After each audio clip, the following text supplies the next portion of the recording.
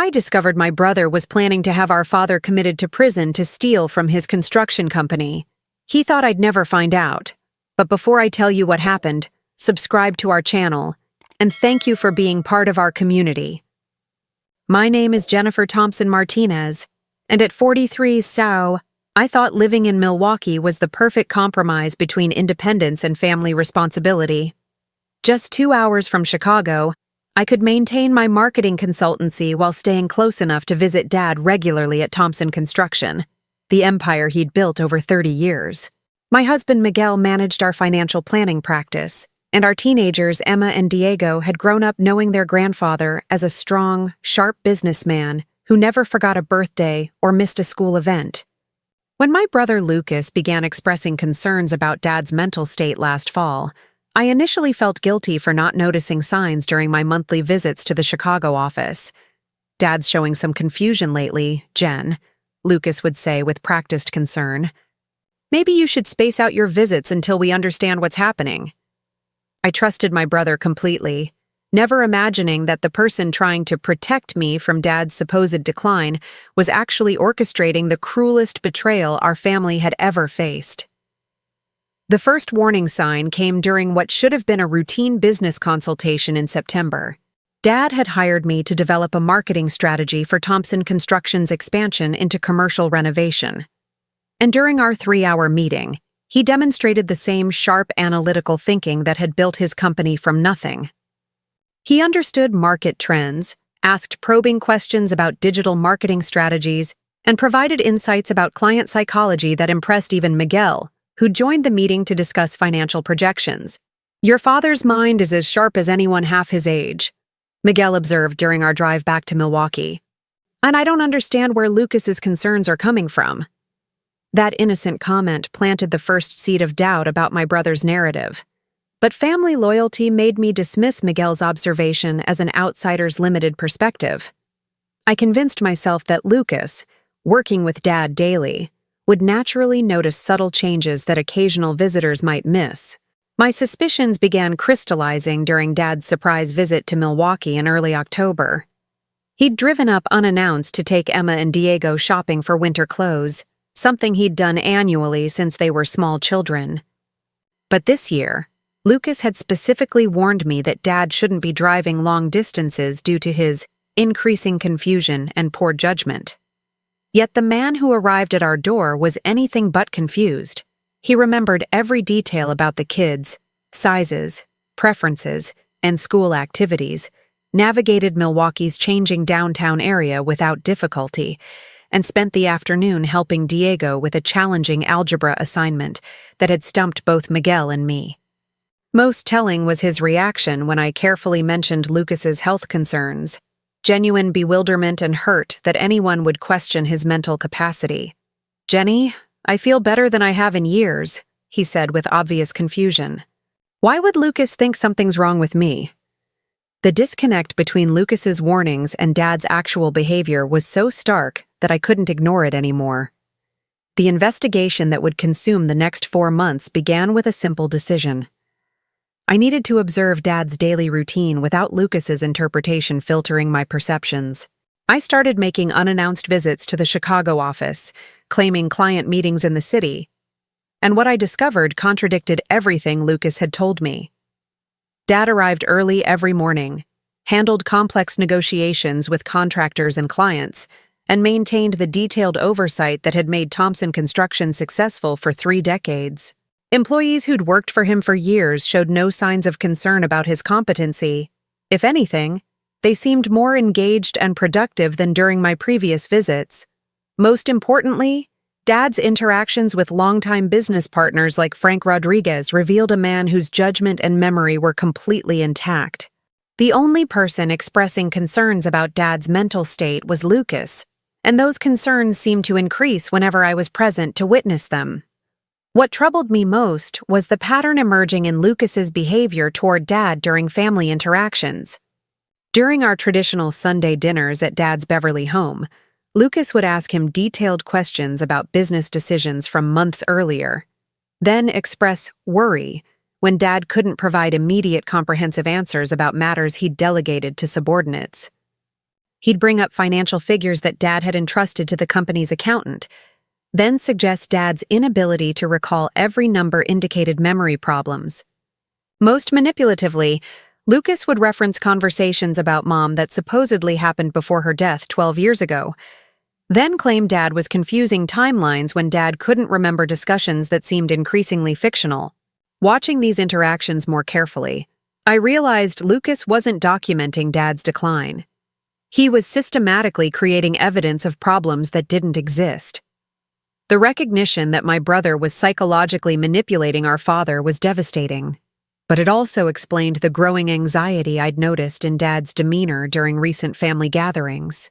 The emotional weight of suspecting my own brother of elder abuse was crushing, but Miguel's perspective helped me understand that family loyalty sometimes requires protecting relatives from other family members. If Lucas is really concerned about your father's health, why does he discourage you from visiting more often? Miguel asked during one of our late-night discussions about the situation. Wouldn't additional family support and observation be helpful if your dad is truly struggling? His questions forced me to confront the possibility that Lucas's concerns weren't motivated by love, but by something far more sinister. The brother I'd admired for staying close to home and supporting Dad's business might actually be positioning himself to steal everything our father had built while imprisoning the man who'd sacrificed everything to provide for us. The thought was so horrible that I spent weeks trying to find alternative explanations. But the evidence of Lucas's manipulation was becoming impossible to ignore. By November, I'd made the painful decision to investigate my own brother systematically, using skills I'd developed in business consulting to analyze family dynamics I'd previously accepted without question. The process felt like betraying everything I'd been taught about family loyalty, but protecting Dad from potential abuse seemed more important than maintaining comfortable illusions about Lucas's motivations. I began documenting our conversations, observing his interactions with Dad more carefully, and reaching out to Dad's friends and business associates to gather independent assessments of his mental state. What I discovered over the following months would not only save Dad from a fate worse than death, but also reveal that the brother I'd loved and trusted for 43 years was capable of cruelty I'd never imagined possible. The investigation that began with simple doubt would end with federal agents, court proceedings, and the complete destruction of our family as I'd known it. But it would also prove that sometimes the most important thing you can do for someone you love is protect them from people who claim to love them even more. My investigation into Lucas's claims began cautiously, with phone calls to Dad's longtime friends and business associates under the pretense of planning a surprise 70th birthday celebration. Their responses were universally puzzling and contradicted everything Lucas had told me about Dad's supposed decline. Tom Bradley, who'd played poker with Dad every Wednesday for 15 years, laughed when I gently inquired about any concerns regarding Dad's memory. "Bob's been sharper than ever lately, not more confused," Tom said with genuine affection. "Last week he remembered a bluff pattern I'd used 6 months ago and called me on it perfectly. If he's having mental problems, I'd like some of whatever's causing them." Sarah Chen, from Dad's church congregation, was equally bewildered by my careful questions about his recent behavior. "Your father's been more involved in church activities this year than he's been since your mother passed," she observed. "He organized our entire charity drive last month and handled details that would challenge people half his age." Each conversation provided more evidence that Lucas's narrative was completely fabricated. The breakthrough came when I decided to contact Dad's doctor directly, claiming sisterly concern based on Lucas's observations. Dr. Patricia Williams had been Dad's physician for over a decade, and her response to my inquiry was immediate and professional. "Jennifer, I'm required to be careful about discussing patient information, but I can tell you that your father had his annual physical just 8 weeks ago," she said with obvious confusion about my concerns. "His cognitive function tested completely normal for his age, and his overall health is excellent. Where are these concerns coming from?" When I explained Lucas's observations about memory problems and confusion, Dr. Williams became more puzzled. "I've seen no evidence of any cognitive decline during my examinations. Has your father expressed these concerns to you directly?" Or are they coming through another family member? Her questions forced me to admit that everything I knew about Dad's supposed condition had come through Lucas, creating my first concrete evidence that my brother was fabricating a medical crisis that didn't exist. Emboldened by Dr. Williams's assessment, I began making more frequent unannounced visits to Chicago, using legitimate client meetings as cover for observing Dad's daily routine without Lucas's knowledge. What I discovered during these stealth observations was a man who functioned at a level that contradicted every claim Lucas had made about his declining capabilities. Dad maintained complex schedules, conducted sophisticated business negotiations, and demonstrated the same attention to detail that had built Thompson Construction into a regional powerhouse. During one particularly revealing visit, I observed him mediating a dispute between two project managers over resource allocation, displaying diplomatic skills and technical knowledge that would challenge professionals half his age. The employees involved showed no signs of concern about Dad's competency. They respected his judgment and implemented his suggestions immediately. If Dad was truly experiencing the cognitive decline Lucas described, it would be impossible to hide during such complex professional interactions. The most damning evidence of Lucas's deception came from an unexpected source: Maria Santos, Thompson Construction's longtime accountant, who'd worked closely with both Dad and Lucas for over 15 years. During a casual conversation about the company's financial health, Maria mentioned her confusion about Lucas's recent requests for documentation of Dad's decision-making problems. "I don't understand what Lucas is referring to," Maria said with obvious puzzlement. "Your father's financial oversight has been as sharp as ever this year. He caught an error in our quarterly projections that I'd missed completely, and his strategic planning for next year's expansion shows the same analytical thinking that's made this company successful." She went on to explain that Lucas had been asking employees to document any instances where Dad seemed confused or made poor judgments, but none of the longtime staff could provide examples of such behavior. "We're all wondering what Lucas is seeing that we're missing," Maria concluded, "because your father seems more engaged and energetic than he's been since your mother passed away." The psychological manipulation became even more apparent when I began paying closer attention to Lucas's behavior during family gatherings at Dad's home. I started arriving early and staying late, observing interactions I'd previously missed, and what I saw was systematic emotional abuse disguised as loving concern. Lucas would ask Dad to recall specific details about business decisions from months earlier, then express worry when Dad couldn't provide immediate comprehensive answers about matters he'd appropriately delegated to subordinates. He'd quiz Dad about financial figures that any competent executive would delegate to accounting staff, then suggest Dad's reliance on others indicated declining mental capacity. Most cruelly, Lucas had begun creating fictional conversations about Mom, claiming they'd discussed various topics before her death, then expressing concern when Dad couldn't remember conversations that had never occurred. Watching my brother deliberately confuse and gaslight our father was heartbreaking, but it also provided clear evidence of the psychological warfare Lucas was waging against the man who'd trusted him with everything. By December, I'd gathered enough contradictory evidence to confront the possibility that Lucas wasn't just exaggerating Dad's problems. He was systematically creating a false narrative for reasons I didn't yet understand. The thought that my brother might be planning something harmful to Dad was so devastating that I spent sleepless nights trying to find alternative explanations for his behavior. Maybe Lucas was experiencing some kind of breakdown himself, or perhaps he was genuinely misinterpreting normal aging processes as signs of serious decline. But Miguel's questions about Lucas's motivations kept haunting me. Why would someone truly concerned about a parent's welfare discourage family involvement and support? Why would a loving son systematically undermine his father's confidence and relationships? The answers to those questions were too horrible to consider directly, but they pointed toward a betrayal so profound that it would destroy our family forever. The turning point came during Christmas dinner at Lucas's Lincoln Park home, when I witnessed the full scope of his manipulation in a controlled environment where he felt confident about his performance. Lucas had invited Dr. Williams to join us, ostensibly for a social visit, but actually to provide informal assessment of Dad's mental state. Fortunately, I'd prepared Dad for this possibility during a private conversation, warning him that Lucas might be testing him rather than simply enjoying his company.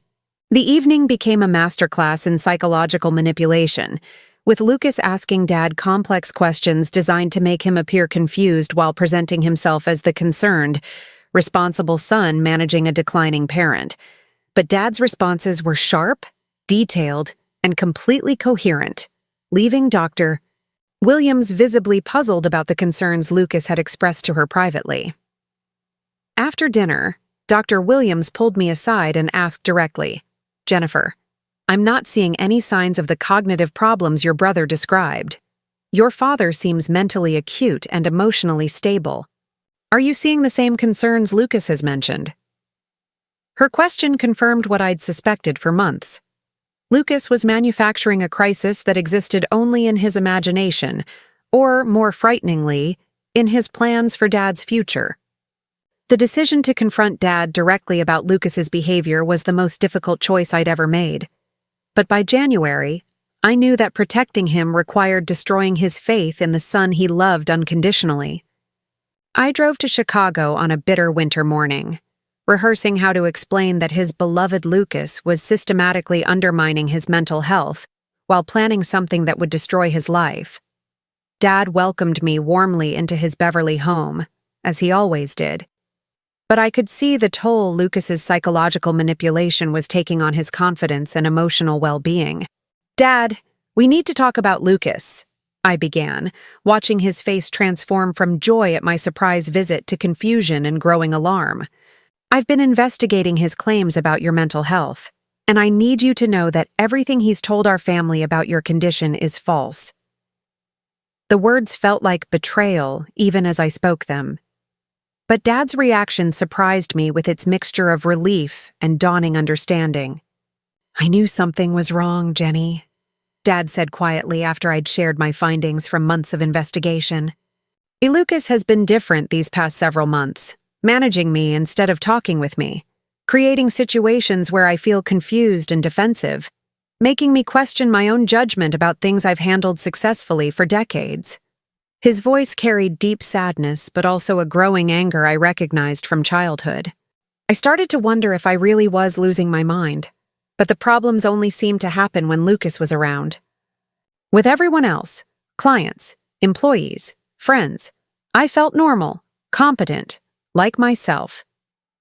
Dad's admission revealed that Lucas's manipulation had been even more comprehensive than I'd realized, systematically destroying our father's confidence while creating evidence to support claims of mental decline.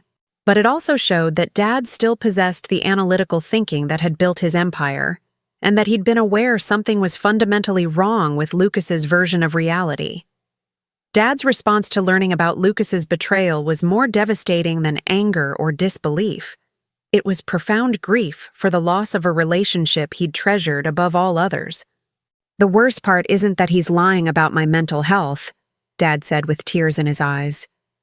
"It's realizing that the son I trusted with everything I've built has been systematically trying to destroy my sense of self-worth and competence.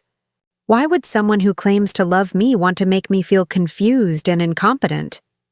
His question cut to the heart of the cruelty Lucas had been inflicting, but it also raised more frightening possibilities about my brother's ultimate goals. Together, Dad and I began exploring the potential motivations behind Lucas's campaign to establish evidence of mental incompetence, and the conclusions we reached were terrifying in their implications. If Lucas could convince medical professionals, family members, and legal authorities that Dad was mentally incompetent, he could gain control over the entire Thompson Construction empire while Dad was still alive to see it destroyed. The investigation took a darker turn when we decided to search Dad's home office for evidence of Lucas's activities, and what we found confirmed our worst fears about the scope of his betrayal.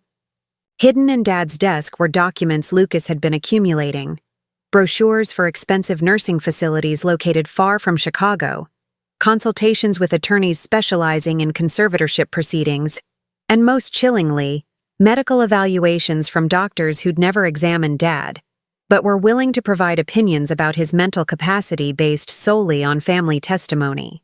Lucas had been building a comprehensive legal case for having Dad declared mentally incompetent, complete with medical support and institutional arrangements for his permanent care.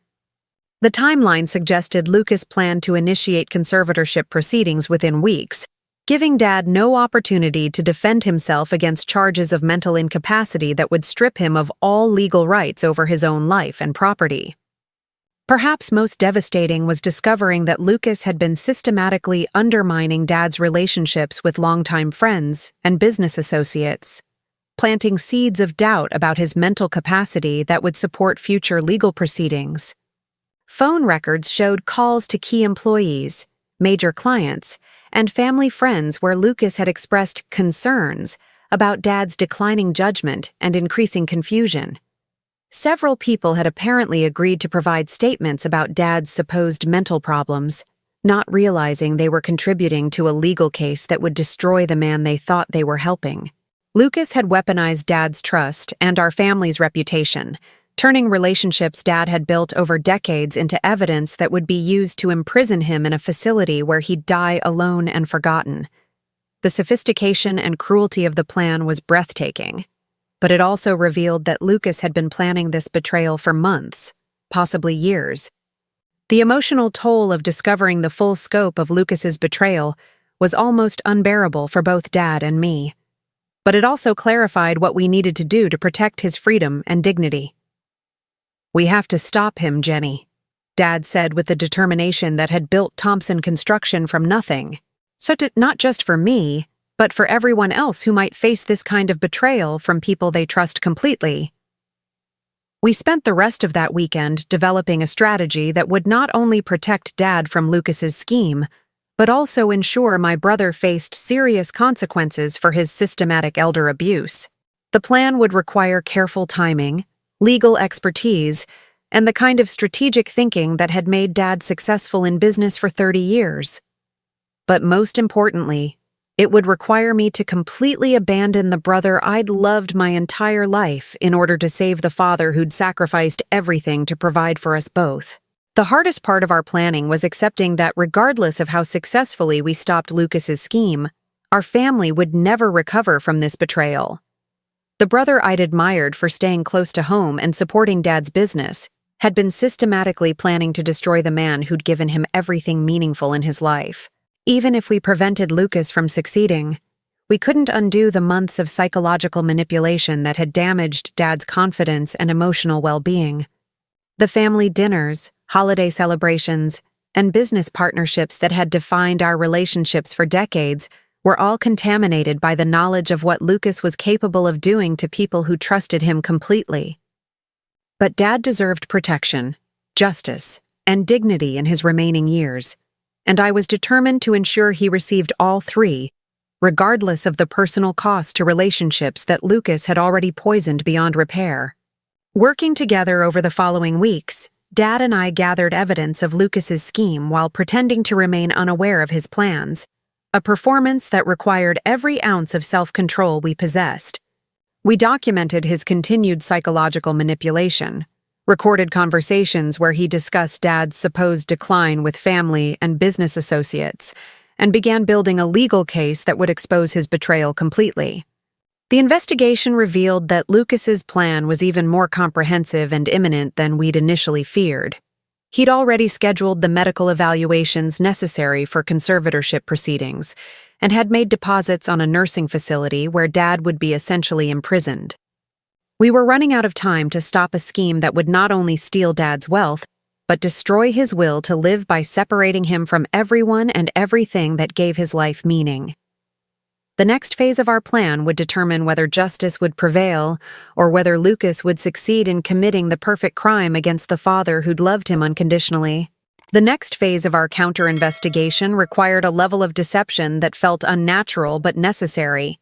Dad and I had to maintain normal family relationships with Lucas while secretly documenting his systematic campaign to have Dad declared mentally incompetent. Every family dinner became a performance where we pretended ignorance while gathering evidence of Lucas's manipulation tactics. I began carrying a small recording device Miguel had purchased for client meetings, capturing Lucas's attempts to confuse Dad with fictional conversations about Mom and complex business questions designed to make him appear forgetful. Dad played his part perfectly, responding naturally to Lucas's psychological traps while I documented the manipulation for future legal proceedings. The emotional cost of watching my brother abuse our father while pretending everything was normal was devastating. But each recording provided crucial evidence of the systematic elder abuse that would form the foundation of our legal case. The investigation revealed that Lucas's scheme was far more sophisticated than simple financial greed. He'd been researching legal precedents, consulting with medical professionals willing to provide questionable diagnoses, and building a comprehensive case for conservatorship that would strip Dad of all legal rights over his own life.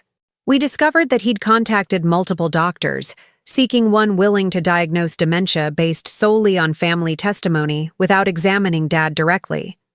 Most ethical physicians refused such requests, but Lucas eventually found Dr. Robert Steinberg, whose practice specialized in providing medical opinions for legal proceedings rather than actual patient care.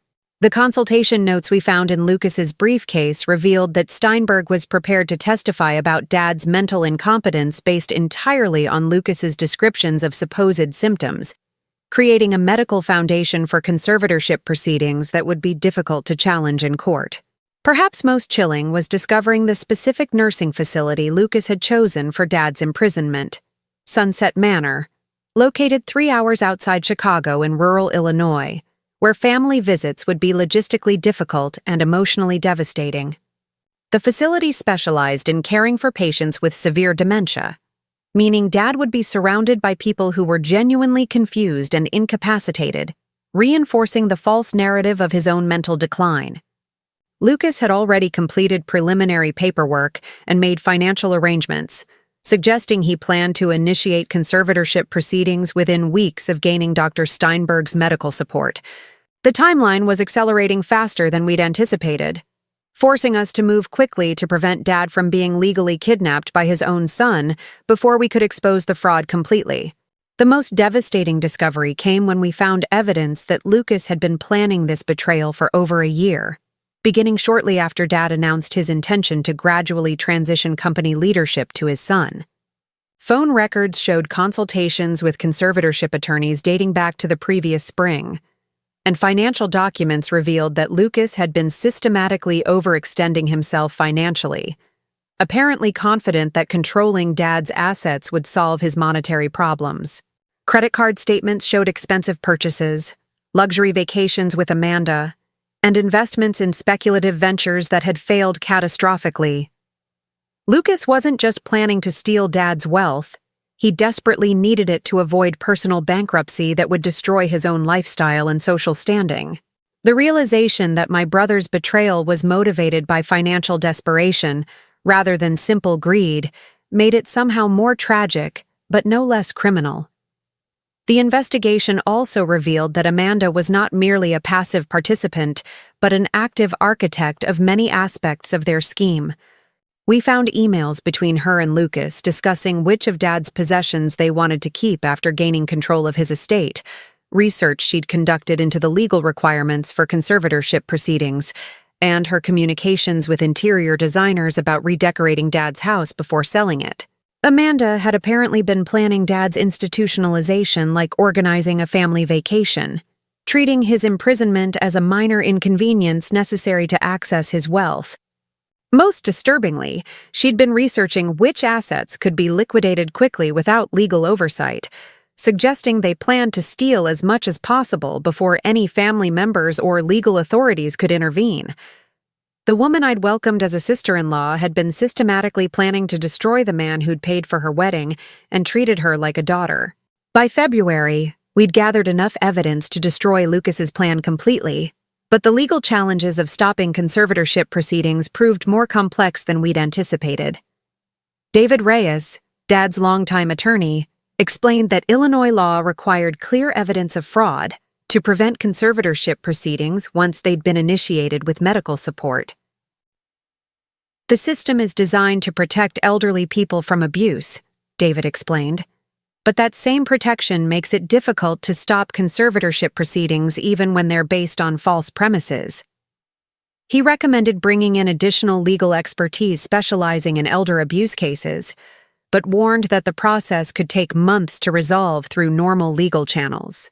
Meanwhile, Lucas could proceed with his timeline for having Dad declared incompetent, potentially succeeding before our legal challenges could be heard in court. The breakthrough came when David suggested we contact the Illinois Department on Aging's Elder Abuse Investigation Unit, which had authority to intervene in cases involving systematic psychological manipulation and fraudulent conservatorship proceedings. Investigator Patricia Murphy had handled similar cases and understood the sophisticated nature of Lucas's scheme immediately. What your brother is planning constitutes multiple felonies under Illinois elder abuse statutes, she explained during our meeting. The systematic psychological manipulation, fraudulent medical consultations, and financial conspiracy are all serious crimes that carry significant prison sentences. Patricia agreed to open a formal investigation, but warned that we needed additional evidence of Lucas's specific plans and timeline to prevent him from simply delaying his scheme until the investigation concluded. Her involvement provided official legal protection for Dad, but it also meant we had to accelerate our timeline for exposing Lucas's betrayal before he realized the authorities were involved. The final phase of our plan required the most dangerous deception yet. We had to trick Lucas into revealing the full scope of his scheme while Patricia's team gathered evidence that would support criminal charges. Dad and I developed a strategy where he would appear to be rapidly declining, giving Lucas confidence to accelerate his timeline while actually providing law enforcement with opportunities to document his criminal intent.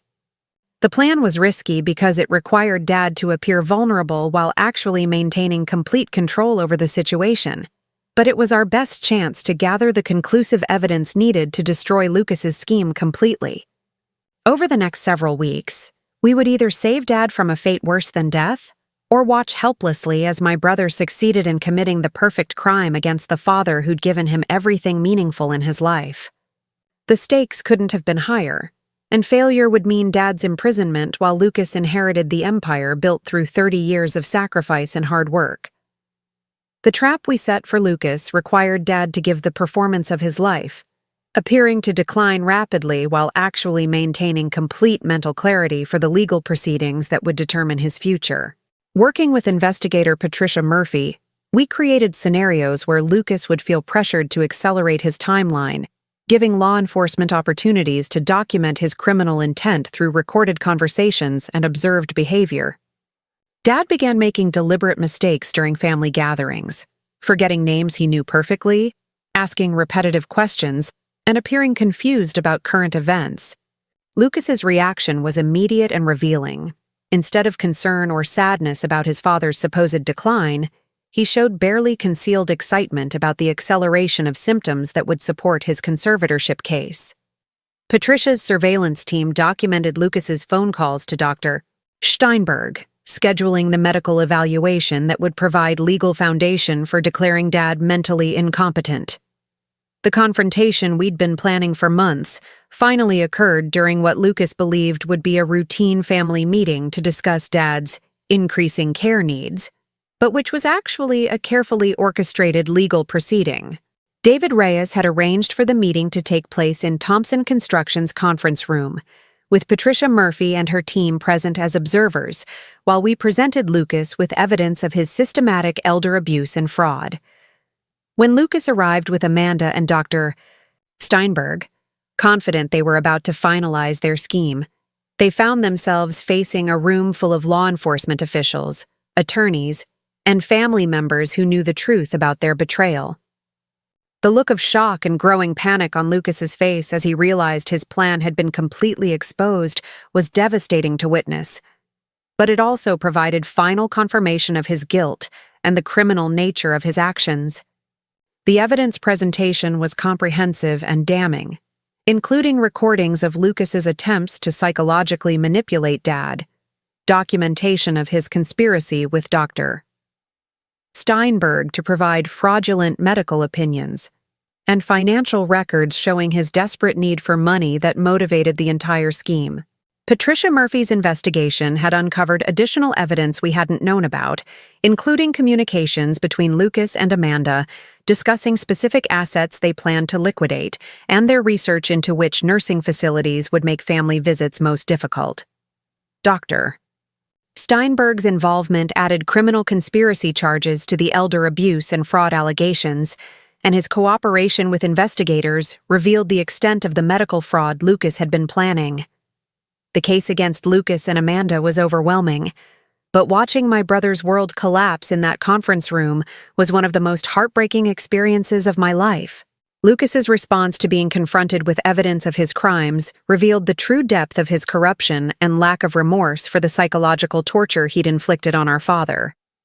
Instead of shame, apology, or even surprise, he chose continued manipulation and victim blaming that was breathtaking in its audacity. "And Dad really has been showing signs of decline," he insisted, even while handcuffs were being applied. "I was trying to protect him and the family business from the consequences of his poor judgment." His continued lies in the face of overwhelming evidence convinced Patricia Murphy that Lucas posed a continuing threat to Dad's safety and well-being. Amanda's reaction was different.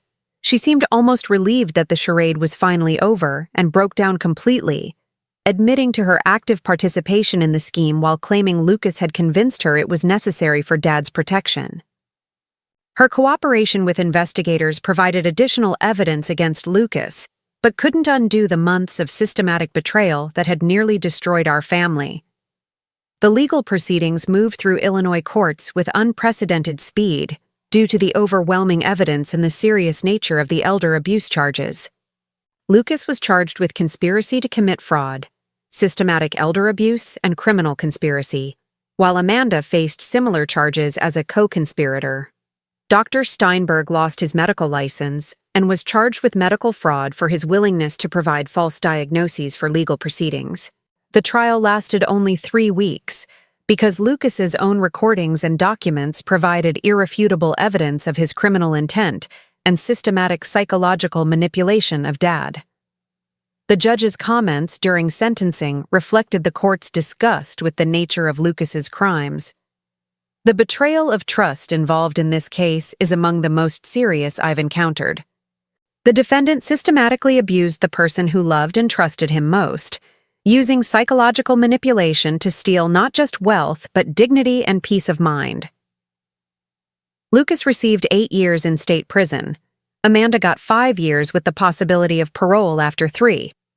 The aftermath of Lucas's conviction brought both relief and profound sadness that would take years for our family to process completely.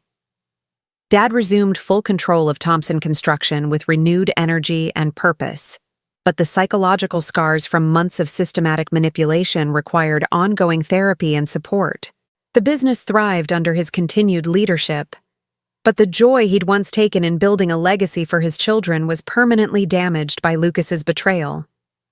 I moved back to Chicago permanently to be closer to Dad and help with company operations, while Miguel expanded his practice to include our new location. Emma and Diego struggled to understand how their uncle could have been capable of such cruelty, but they also gained a deeper appreciation for their grandfather's strength and resilience in surviving the worst kind of family betrayal.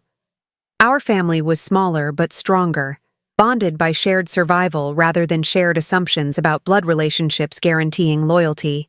Today, 3 years after Lucas's conviction, our family has found a new equilibrium that acknowledges both the damage he caused and the strength we discovered in fighting his betrayal. Dad continues as chairman of Thompson Construction, while I've assumed the president role, bringing marketing expertise and fresh perspectives to the company's operations.